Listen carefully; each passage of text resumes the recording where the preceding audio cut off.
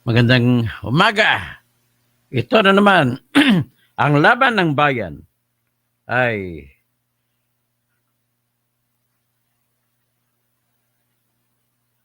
ang aking kaso na kuwaranto laban kay Erwin Tulfo ay sinlakas ng bagyo. Matibay po ang ebidensya ko laban kay Erwin Tulfo. Yan po ang aking siguro sa buong mamamayan at buong bayan ng Pilipino. Lalo na yung mga Pilipino na ayaw maupo si Erwin Tulfo na nanalo sapagkat masyado lang siyang popular. Ang kapital niya, sinamantala niya kanyang pagiging popular. At para lamang siya mananalo. Sayang, popular din ang kanyang mas nakatatandang kapatid na si Ben Tulfo, pero mas gusto ko yun pang mananalo. Kasi mas maayos ang ugali nun. Natalo pa siya, pero number 13, isang kadyot. Pasok na sana sa number 12. Pero anyway, what is important here, ladies and gentlemen, is justice is coming to town. Kailangan natin po ng katarungan. Kasi aping-api na po ang Pilipinas. Mga kababayan ko, ang lahat ng ating mga problema patungkol sa pera bilang bansa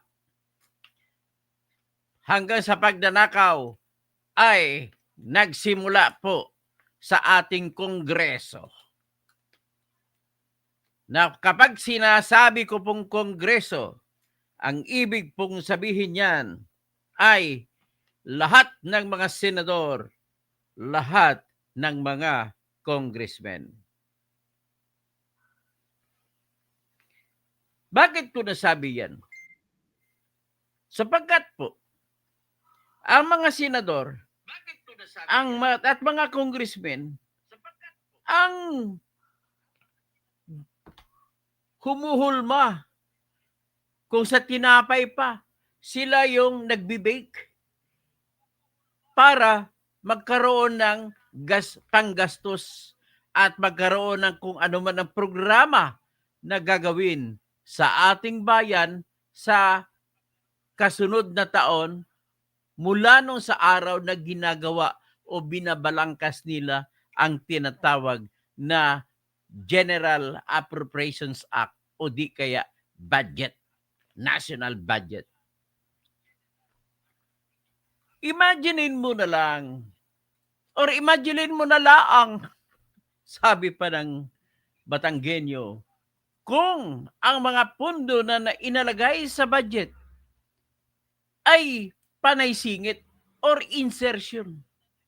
Kahit na walang hindi pinag-aralang programa sinisingit kasi diyan sila makakakuha ng mas malaking kita sa tinatawag nilang commission or SOP. At bakit naging ganon? Ay bunga po yan ng katotohanan na yung ating mga hinahalal ay karamihan mga magnanakaw. Hindi po dyan na iba si Erwin Tulfo. Lalo pa yung mga ibang mga congressman o di ka senador, magsasamantala kung meron silang kapital sa pagtatakbo sa kanilang distrito, gagamitin sa pambili ng boto para mananalo. At kung mananalo, sinasabi ko lang kay Mamo Nakatamina, Ohio, na ubos tayo dyan kapag nanalo na ang mga namimigay ng pera. Minsan, mayroong ibang din mga politiko na hindi sila politiko bago nagsimula. Pero ginagamit po yung kanilang popularidad na kilalang kilala sa bayan. Na ganilang kahit wala silang maayos na programa, kahit kulang ang kanilang karakter na hindi nila kaya na iwasan ang kulay at kining ng mga ginto at pera sa pagnanakaw, tatakbo pa rin. Babanggitin ko na. Mag-umpisa tayo sa mga sikat. Naging sikat si Bong Pineda. Bong Revilla. Tumakbo. Bakit?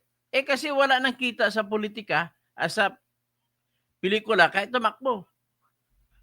Si Rubin Padilla, tumakbo. Wala na siyang kita sa pagiging aktor. Si Jinggoy, ganoon din. Mahina kasi kung tawagin mo, laging lugi sa takilya yung mga pelikula nila. Kasama na rin dyan si JB Ejercito, siyempre. Marami silang, si Lito Lapid, hindi na kumikita ang kanyang mga aktor-aktor na mababaril ng 2 bala, hatiin. Kaya, ginagawa nila na palabigasan o gatasan ang politika. Ito pa, hindi po naiiba dyan yung taga-media na maraming media po na mga kurakot ay deryo. Kakasuhan man ako ni Erwin Tulfo. Talagang kinikwento ni Ning Santos na nangungumpra sila ng 600,000 kada buwan mula sa Bureau of Customs. Kasama niya si Rafi Tulfo. Kasama rin si Mon Tulfo. Hindi lang nabanggit si Ben Tulfo. Biro mo naman, ginagamit ang popularidad ninyo para kumita kayo, para mambulsa kayo. Ngayon, nung tinutulungan mo noon si Duterte, minumura mo ng husto si Leni. Kasi bakit? Kasi dyan ka kumikita kay Duterte. Pero ngayon, hindi ka na kumikita kay Duterte, kambyo ka naman, pareha lang kayo ni Saldico.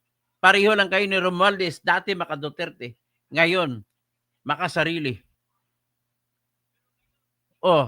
Kaya, pag may pagkakataon ako na pwede kong gawin sa aking kamay, nakakayanin ko tatanggalin ang sinumang mga senador, gagawin ko.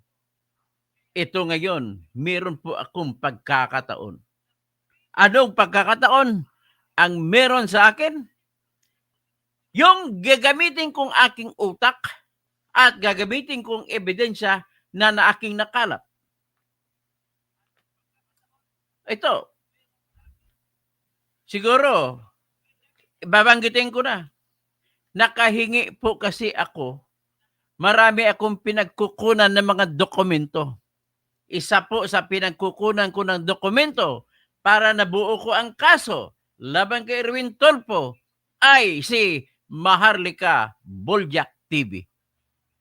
Salamat po, Inday Claire Contreras. Kamag-anak yan ng aking bayaw. Sabihin ko na lang, di ko na bagitin ang pangalan. Mga pamilya Contreras. So, pasalamat ako, Inday Boljakera. Salamat sa naibigay mo sa aking mga dokumento. At nakakuha din ako, salamat din ng marami kay Attorney Tolentino na siyang kumaso noon laban kay Erwin Tulfo para sana harangan ang kanyang pag-upo bilang congressman ng sobrang kurakot na ACT-CIS na binuo yan o binili ni Congressman Eric Yap tsaka Edvic Yap mula kay Pagdilaw Group. Si Pagdilaw nagpatayo niyang ACT-CIS. Pero umiiyak kayo si Pagdilaw, hindi binabayaran ni Eric Yap. May pangako pa sila. Kaya hanggang doon na lang. Kakanta na lang si Edvic at saka si Eric Yap. Pangako sa'yo, ipaglalaban ko sa hirap at ginhawa nitong pag-ibig. Ganon na lang ang mangyayari. So, Ben Reclamador, kahit idol mo man, si Erwin Tulfo, pasensyahan po tayo kasi siya'y Amerikano. Dapat siyang tanggalin mula sa Senado. Pangit po titingnan na ang Senado natin merong isang Amerikano. At walang iba, si Erwin Tulfo, pati si Rapi Tulfo, hahanap ako ng ebidensya na Amerikano rin pala ito. Kaya humingi ako ng tulong kay Atty. Libayan, bigyan mo ako ng mga dokumento. Ako naman ang kakaso sa kanya. Alam mo, okay sana yan. Wala akong kasamahan ko pa sa media yan eh. Si Erwin Tulfo, Rapi Tulfo. Ang problema lang, naging dyan na kayo, iba na kwan. Ngayon, ano pang mangyari? May diskarte pa siya. Nakipaghablutan pa siya kay Atong Ang. May kinita rin siya. Kasama rin siya sa Alpha Group ni Atong Ang. May kinita rin siya dyan kay Atong Ang sa mga sabungiro case. Biro mo, nakumbinsi pa siya, nagpakunwari pa sila ni Atong Ang. Nagdo-donate ko na si Atong Ang ng mga ilang dalawang ambulansya, tsaka ilang mga wheelchair, tsaka kung ano-ano pa sa DSWD. Wala, kinwartahan mo lang, sabi ni Percy Lapid, yung DSWD. Oh, ladies and gentlemen, kapag kayo may hawak na ebidensya na sa tingin nyo, ay pwede ibigay mo sa akin yan. Kung natakot kayo gumawa ng kaso. Biro mo ha, naalala ba ito ng aking mga subscribers na nanghingi ako sa inyo ng pera? Nagsulisit ako, nag-crowdfunding ako. Kasi ang babayaran sa Senate Electoral Tribunal na filing fee ay 50,000 pesos. Nabayad ko. At nanghingi rin ako, no? At plus 10,000 na may deposit fee. So 60,000 pesos lahat ang aking binayaran. Kaya siguro mas maganda ipakita ko sa inyo yung resibo ng aking binayaran.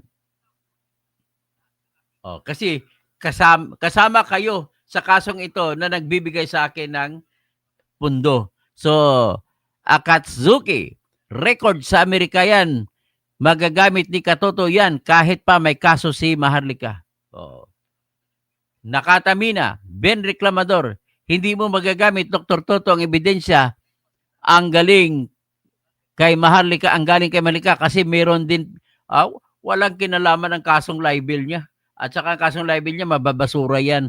Excuse me. Ito po, ang binayad ko po sa Senate Electoral Tribunal. Ayan. Nakita nyo na? Yan po ang resibo.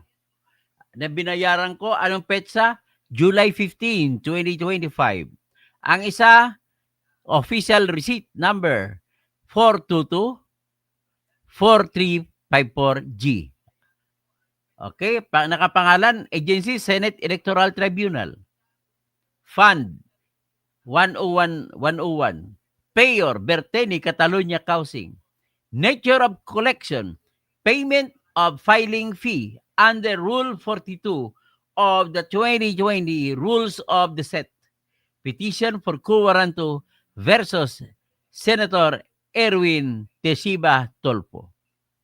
50,000 pesos. Additional payment, ito, receipt number 1557038T, dated July 15, 2025. Agency, Senate Electoral Tribunal, Judiciary Fund, Payor, Berteni, Catalonia Housing.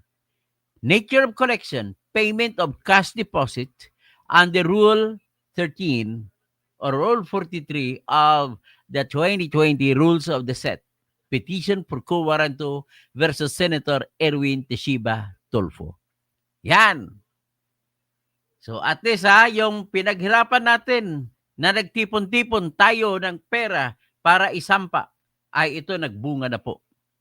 Bago ako magpatuloy, nais ko munang babatiin yung aking mga kakampi na gusto ng katarungan.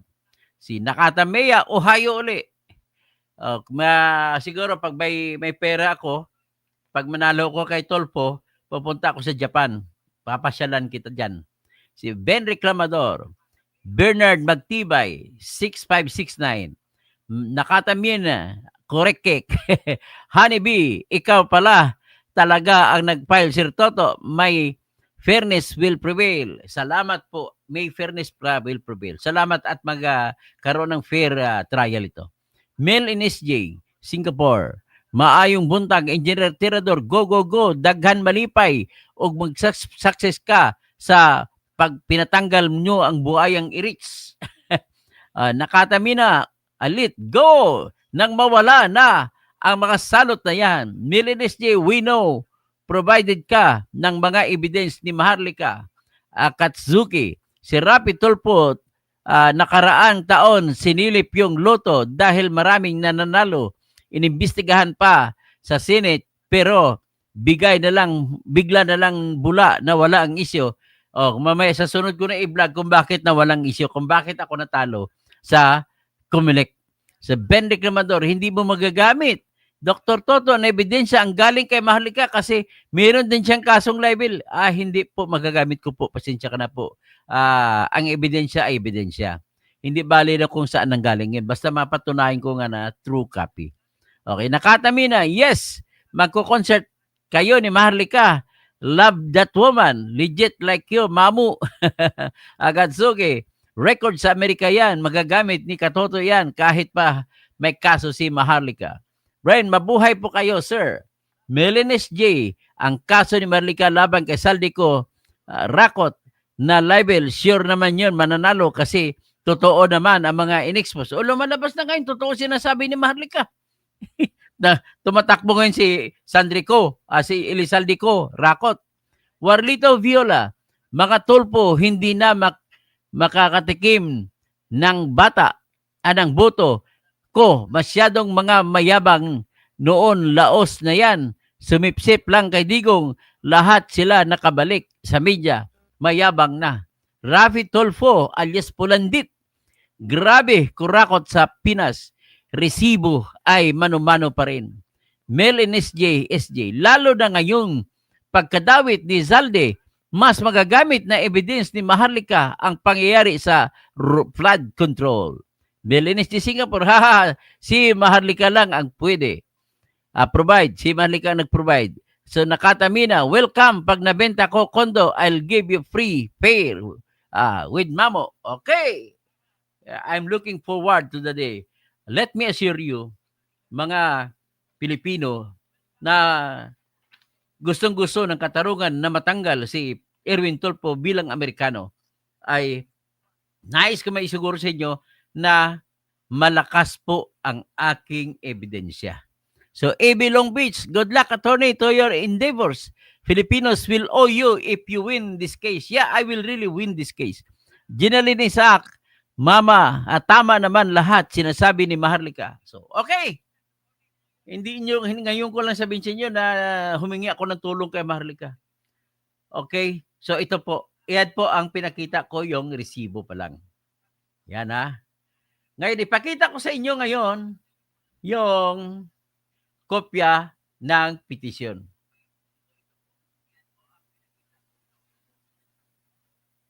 At saka kung sino ang mga vlogger na manghingi ng dokumento sa akin, bibigyan ko po kayo, mag-message lang kayo sa akin.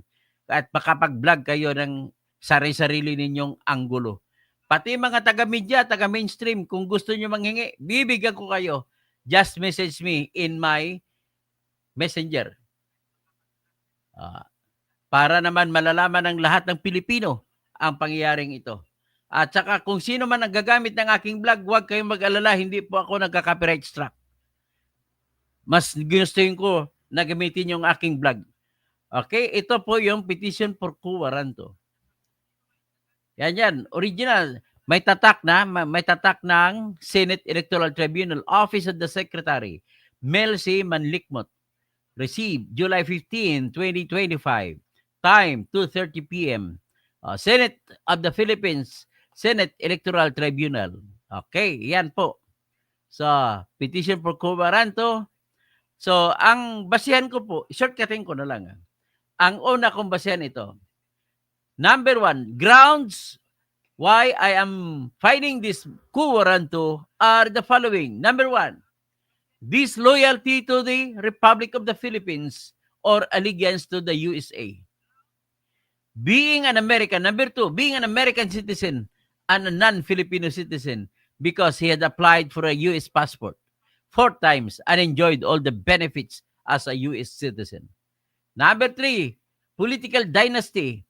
And number 4, violation of Section 1, Article 11, lack of academic qualifications. Yan! Gugulat kayo kung bakit ganun ginagamit ko. So, ito, basahin natin ha. The parties, material facts. Basahin ko muna ng kwento, siguro tagalugin ko. I owe it to you. So, noong 1988, si Tulfo ay sumali sa United States Army. At kung saan siya ay nanumpa na kanyang ipaglaban hanggang kamatayan ang konstitusyon ng United States of America. At ito po yung oath ng Amerika. Basahin ko. I, Erwin Tulfo, do solemnly swear that I will support and defend the Constitution of the United States against all enemies, foreign and domestic, that I will bear true faith and allegiance to the same, and that I will obey the orders of the President of the United States and the orders of the officers appointed over me, according to regulations and the Uniform Code of Military Justice. So help me God. O, yan.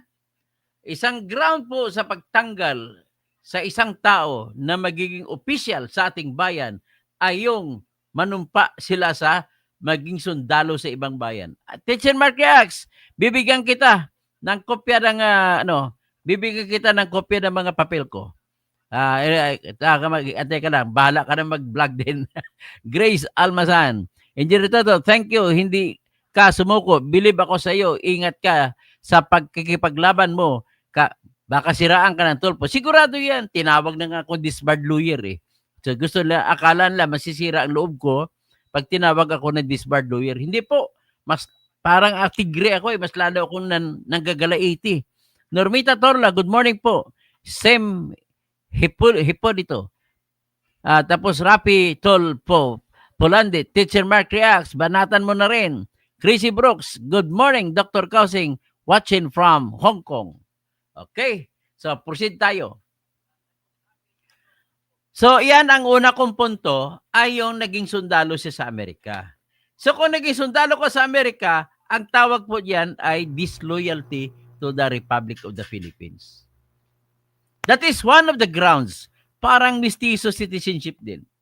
So, in 1991, noong 1991, si Erwin Tulfo ay nag-apply sa US passport sa pangalan na Erich Sylvester Tulfo. Para matanggap ang kanyang aplikasyon, nag-imbento siya ng isang birth certificate. At ang binigay niya na birth certificate ay sa pangalan ni Erich Sylvester Tulfo. Pero ang totoong pangalan niya ay Erwin Teshiba Tulfo. Ang nanay niya kasi mestiza Japanese. So ngayon, bakit Erich Sylvester Tulfo? Kasi po ganito. Ang tatay niya na taga Batak, Ilocos Norte, na si Ramon Sylvester Tulfo, ay naging sundalo noong araw yan. Sa paikot-ikot niya mga assignment niya sundalo, doon niya nakita ang puso niya sa Davao Oriental. At napangasawa niya ang nanay ni Erwin Tulfo na si Miss Teshiba. At nagbunga ito ng mga anak ng lahat ng mga Tulfo. Panay mga matatapang kumagsalita. So nung nag-apply siya, gamit yung inimbento na birth certificate na pinanganak siya ko noong December 30, 1965 sa Hawaii, ay nag-apply siya ngayon sa pagkasundalo ng Amerika. Natanggap po siya. Noong 1988 siya nag-apply ng pagkasundalo. Wala pa siyang passport noon. Pero ang passport niya, in-apply niya noong 1991 na. Siyempre, nung nag-apply siya ng pagiging sundalo, ginamit niya muna yung birth certificate na i-reach Sylvester Tulfo. O, kaya noong 2001, siya ay nag-renew ulit. Bakit? 10 years ay mag-expire ang passport. So pangalawang beses binigyan siya ng bagong US passport. So noong 2011, expire ulit. Apply na naman siya bagong passport. Nabigyan na naman siya sa pangatlong pagkakataon. So ngayon, ang 2021 ay nag-apply ulit. So, ibig sabihin, pang-apat yon. Yung pag-apply niya 2021, dito na siya sa Manila nag-apply ng pang-apat na US passport. Anong nakita mo sa circumstances na yan? Kung talagang mahal mo ang Pilipinas at nasa loob ka na ng bayan ng Pilipinas, bakit pa ikaw ay nagpa-renew ng US passport?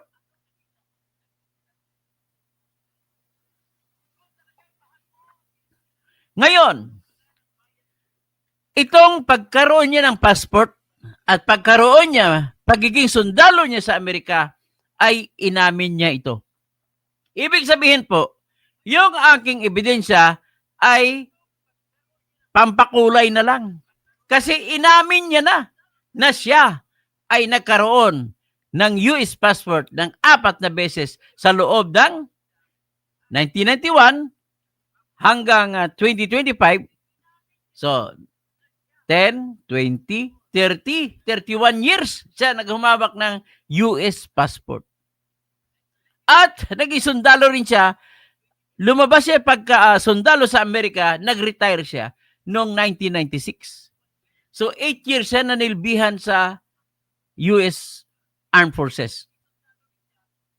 Ang una niyang serbisyo ay 1991, pinadala siya sa Gulf War. Sa Kuwait. Sa Iraq. O sila ni Saddam Hussein binanatan. No, hindi sa Kuwait. Sa Kuwait siya una pumasok kay George Bush Sr. Si George Bush Sr. ang patakbo ng gera noon. Okay. Ang problema lang, nabuhay siya. Hindi siya tinamaan ng bala ron. Kaya patay kang bata ka. Yun pala, pag hindi siya tinamaan ng bala, ang Pilipinas ang mamamatay. Kaya naging senador. Kasi kung natamaan siya, hindi sana siya naging senador.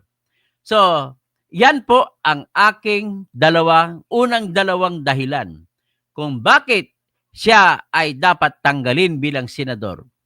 Siya ay dapat tanggalin bilang senador sapagkat po ay hindi niya nasunod ang mga pangangailangan bago ka maging senador. Number 1 na pangangailangan na nakasulat po sa ating konstitusyon sa Section 6, Article 6 ay walang sinumang tao ang pwedeng mahalal at manilbihan bilang senador kung siya ay hindi natural-born Filipino citizen.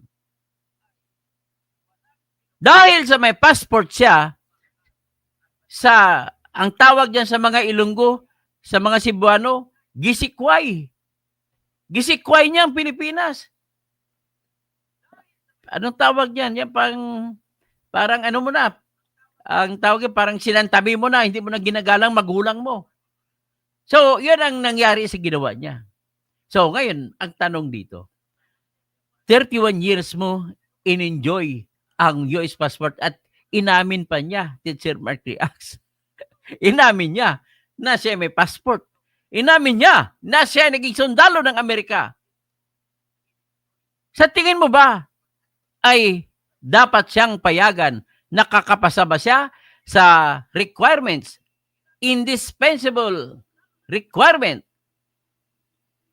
na dapat citizen ka ng Pilipinas o di kaya kahit hindi ka citizen, kahit citizen ka o di kung ano man, kahit citizen ka pa rin ng Pilipinas, basta hindi ka nanumpa ng idepensa mo ang bandila ng ibang bansa at ang konstitusyon ng ibang bansa. Sa pagiging sundalo po, walang sinuman ang tatanggapin bilang sundalo ng Amerika kung ikaw ay hindi manumpa na ipaglaban mo hanggang kamatayan ang bansang Amerika at ang bandila ng Amerika kasama na ang konstitusyon nito.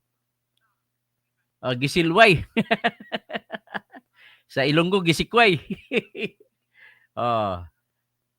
Ganon ang nangyari sa ginawa ni Erwin Tulfo. So ngayon, ang depensa niya sa akin, sa Comelec, nang sa Comelec, kinasuhan ko sa Comelec, pero binasura ni George Erwin Garcia. Sige, sa sunod na vlog ko na lang i-full vlog kasi maraming detalye ang kung bakit binasura ni Erwin Garcia ang kaso ko. Dapat hindi na kami aabot dito. Dapat hindi na ito nahalal. Kaya lang binigyan pa tayo ng problema nitong Erwin Garcia.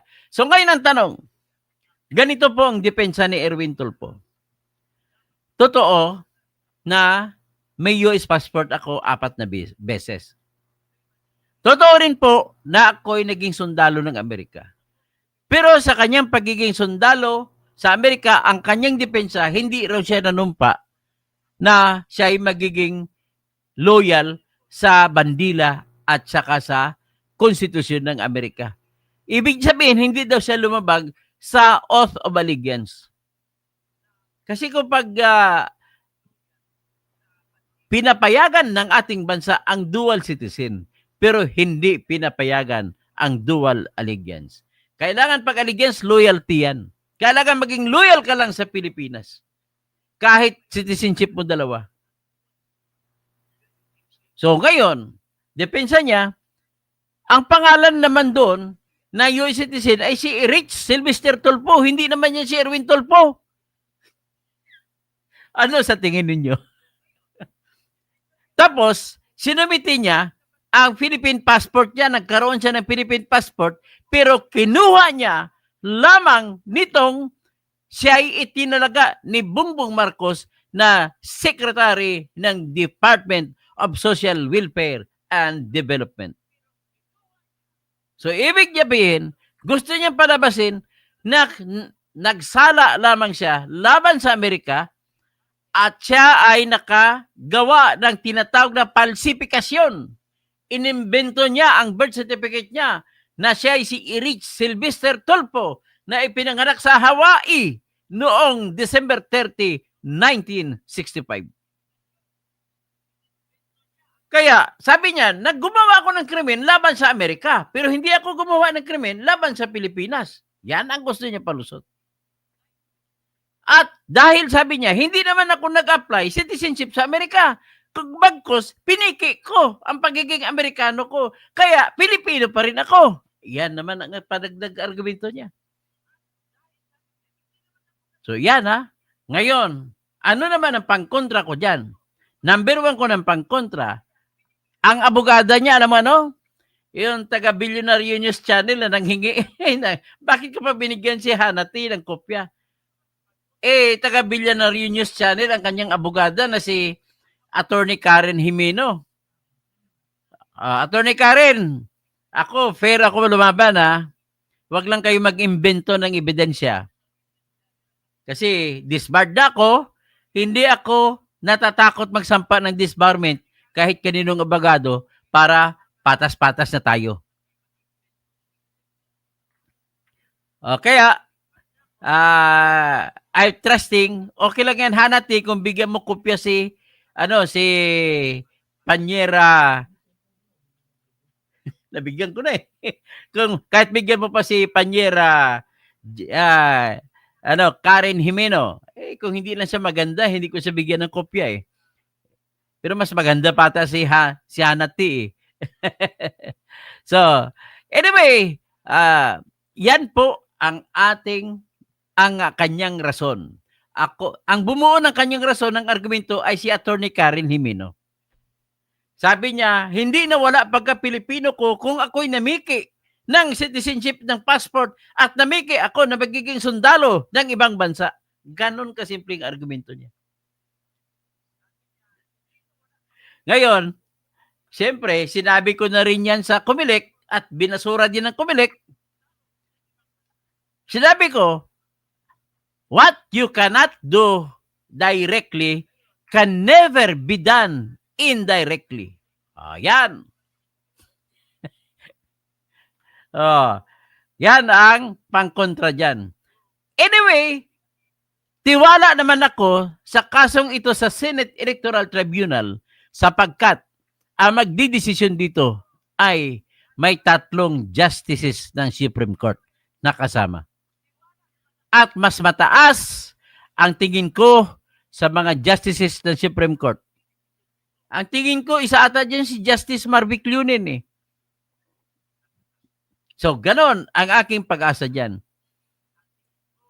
Narinig ko na ang dalawa sa magiging kasapi sa Senate Electoral Tribunal ng mga senador ay si Pia Cayetano, abogada kasi. At saka tingin ko kasama si Marcoleta.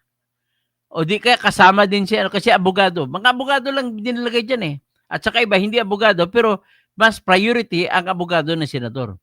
At saka siyempre si Attorney Kiko Pangilinan. So, I trust them that they will be dispensing their votes for or against Erwin Tulfo fairly and squarely. So, yan po. Sinasabi ko sa inyo, ano bang ebidensya ni Doc Toto Tirador? Number 1 na ebidensya ko, kung number 1 ay yung pag-aamin na ginawa ni Erwin Tulfo sa kanyang sagot sa akin, sa answer niya, at sa kanyang sinampa na memorandum laban kay Attorney Tolentino, na kung saan tahasang inamin niya rin, parang gano'n na kasimple, kung may passport ako ng Amerika, kung meron akong kung naging sundalo ako, parang gano'n na kasimple ang kanyang, sino bang iba, si Robin? Sabi ni Teacher Mark, si Robin, si Kiko, si Alan Peter Cayetano, sino pa? Bakit si Robin? Si Bibi, sino pang isa? Si Bam. Aba, so 6 dapat eh. 1, 2, 3, 4, 5. Sino pang isa? Malamang si Marcolita ang isa. So Jerry Diazes, Pia, Alan, Peter Cayetano, Alan Peter, saka si Pangilinan. O 3 lang, dapat 6. Si Camille Villar. Salamat, Teacher Mark Kiax. Tapos si Evilong Beach, dapat kulong na yan dito sa Amerika. Falsification po ang ginawa na kaso laban sa Amerika. Kung pupunta yun sa Amerika, kakasuhan kagad ng jury yan, ng grand jury. Helbert Labrador, hindi lang dapat sina BBM, Tambaluslos at Saldico ang pinoprotesta ng taong bayan, kundi pati na din si Comelec Garcia Mandurugas. Lantaran talaga ang pag-abuso sa power nitong buong Bangag admin. Abogado ni Bangag dati yan si Garcia eh. Siyempre, what the boss does, the boy also does. Ganun lang kasimple. Tapos sino pa? Si Mil NSJ. Tapos si Bergie Piquero, kala ko matino si Karen Jimeno. Hindi naman, abogada lang yan. Huwag mo sabihin bayaran. Siyempre naghanap buhay din lang siya. Si Attorney Karen. Tapos wala naman siya magagawa eh. Kung anong ebidensya, no lawyer can defeat the evidence. Iyan ang ebidensya ko eh. Sabihin, maliban sa pag-amin, ano pa? Meron akong pinasa na letter ng US Embassy kay Erwin Tulfo at saka kay Erich Sylvester Tulfo na pinapalagay ng US Embassy na si Erich Sylvester at saka si Erwin ay iisang tao lamang. So, yung dokumento na yan, may petsa na October 11, 2022. Bago pa. Na kung saan sinulatan si Erwin o si Erich Tulfo na nirevoke ang kanyang US passport. Yan. At saka, napilitan din si Erwin Tulfo na isuko niya ang kanyang driver's license na inisyu ng Amerika, SSS ID na inisyu ng Amerika, at saka siyempre kasama ng passport yan. So, ganoon po. Ganoon na po kasimple. So, may dadagdag lang ko dyan na if other grounds, pero minor grounds lang yun ang ginamit ko. Yung other grounds ko ay, number one, siya ay, ang pagiging paghalal niya ay makakalabag sa political dynasty. Mabubuo na ngayon, kita mo may dinastiya na sa Senado. Si Erwin Tulfo, tsaka si Rapi Tulfo. At kung tumingin nga sa kaibaba, si Jocelyn Pua Tulfo na asawa ni Rapi ay congresswoman sa ilalim ng Axe Party List. At yung anak nila, ni Jocelyn, na si Ralph Wendell Dalok-Dalok Tulfo. Sabi ko dalok-dalok kasi umiinom ng red wine. Ang laki-laki ng red wine, parang mas malaki pa ng, sabihin mo kahit kasing laki ng 4 na baseball bat. Ininom niya. Nagbayad siya sa Omnia Bar ng 6.7 million pesos 2 gabi. At galing yan, malamang na galing yan sa flood control, yung pera na yan. Ginagastos lang nila doon. So, grabe ang political dynasty na nabuo nila. Kung nanalo pa si Ben Tulfo, nako, matindi pa. Ngayon, inaamin ko marami ding ibang political dynasty dyan. Yung Jinggoy, tsaka si JV. Si Pia, at tsaka si Alan Cayetano.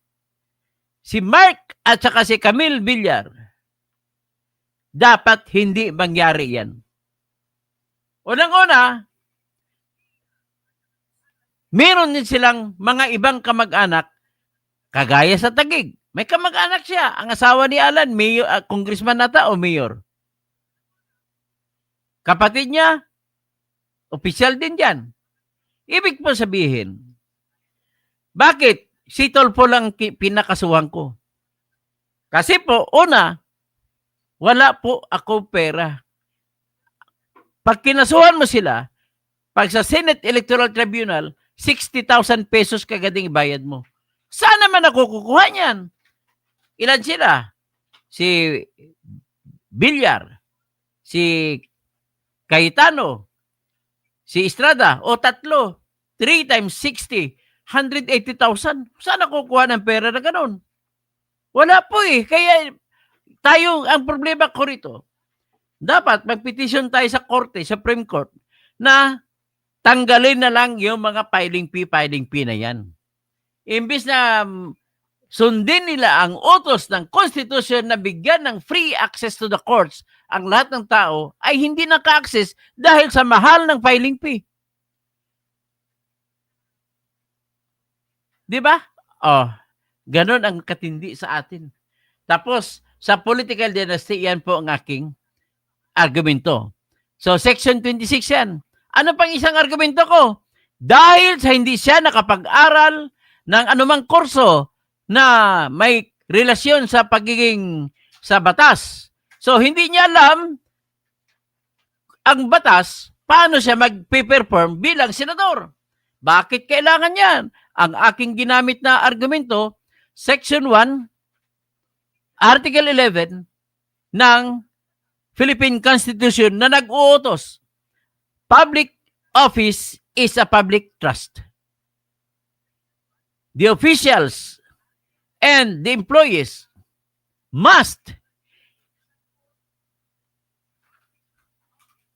render their work in the most responsible, integrable, loyal, and efficient manner.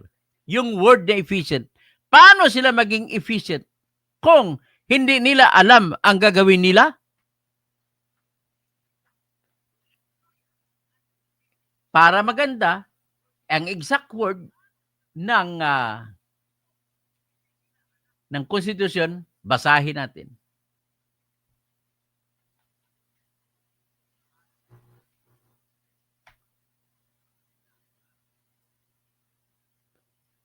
Ito, pakita ko. Section 1, Article 11.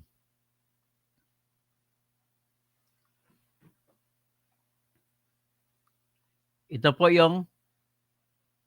po yung kaisipan, original thought about accountability, and public service.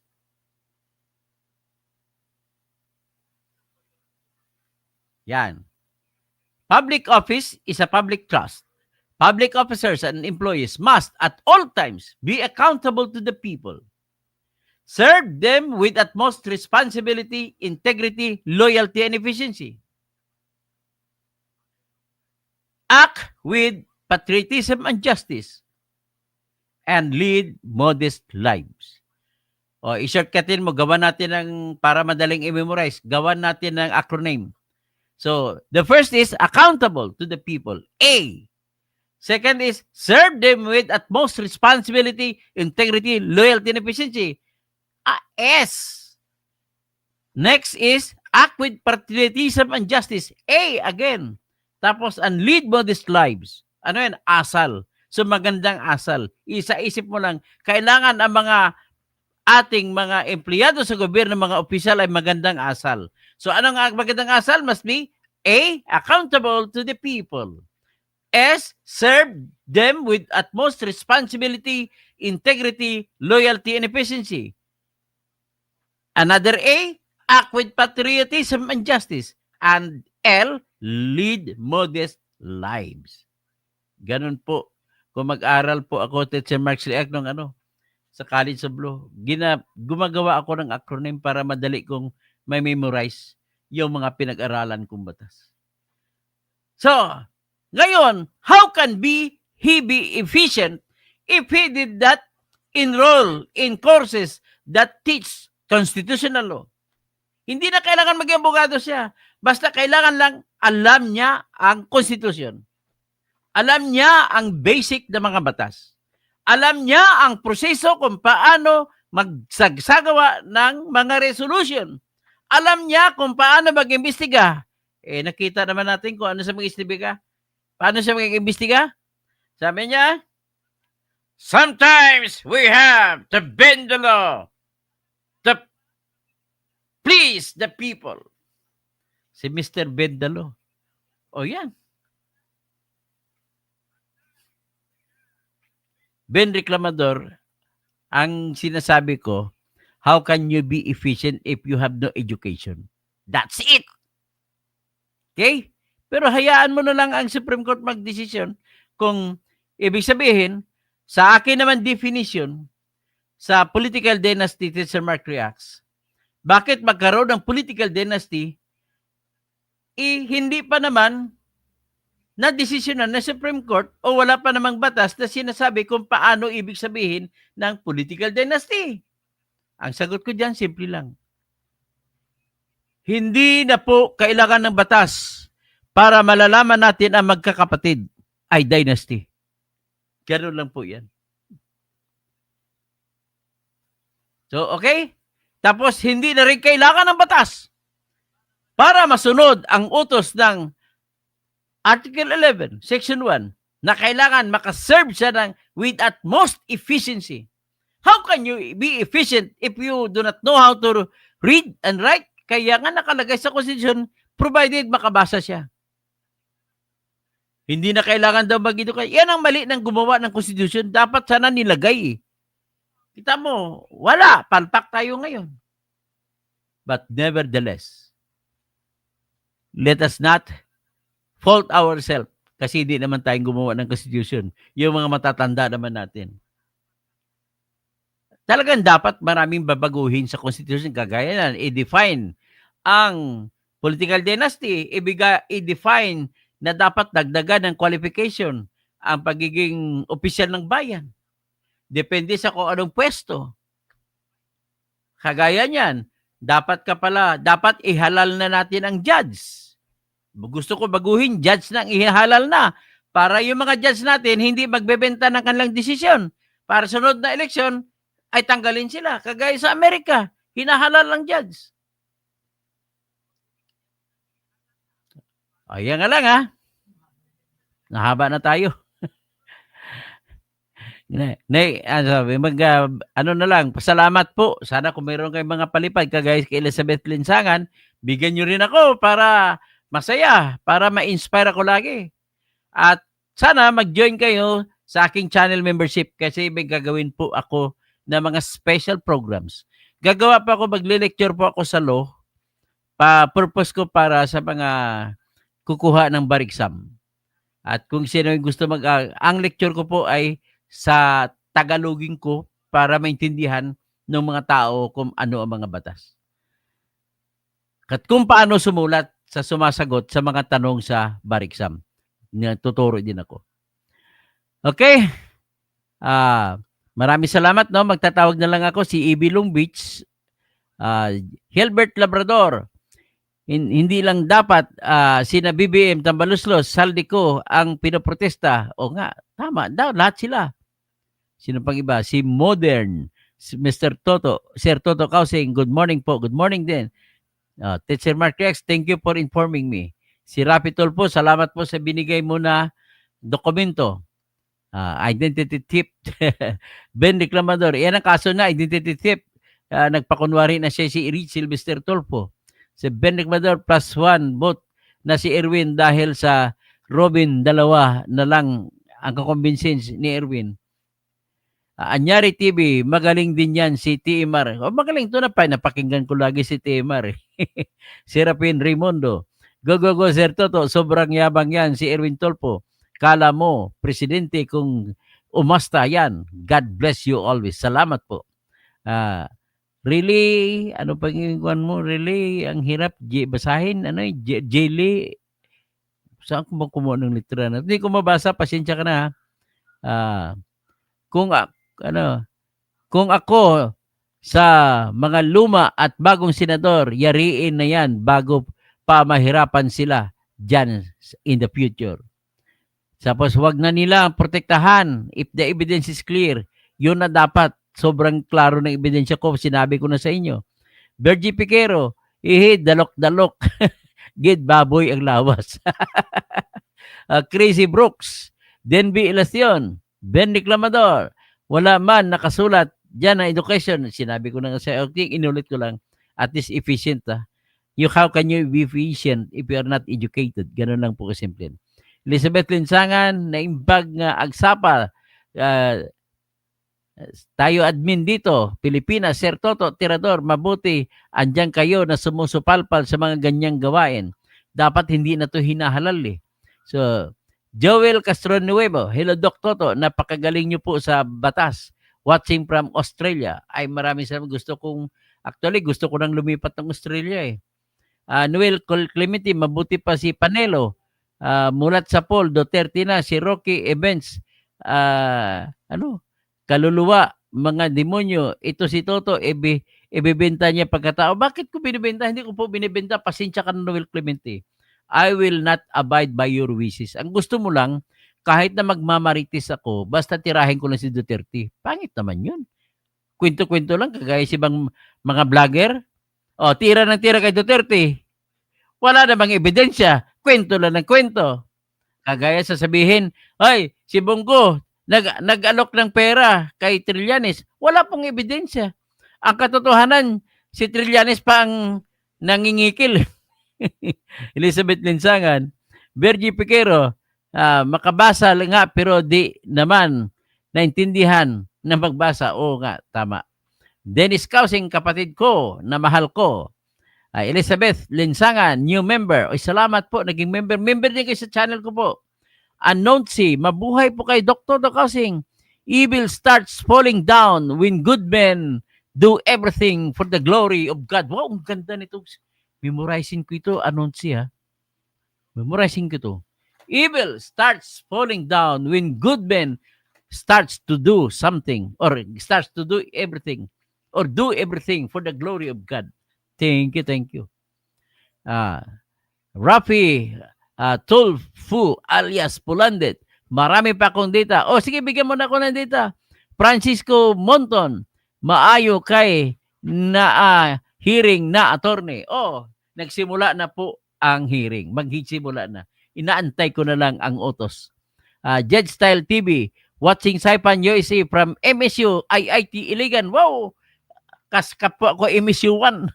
Mga magagaling ang MSU graduates. Judge Style TV. Judge Style TV. Francisco Monton. Sino pa? Kailan pang hearing? Ipapaalam ko ang hearing pag mag-umpisa na. Mag-report ako lagi po. O hanggang dyan na lang po at magandang umaga! May bagong umaga para sa Pilipinas. Sasabihin na lang ni Fernando po sa kanila, hirap, bukas, hindi ka na sisikatan ng araw. Yan!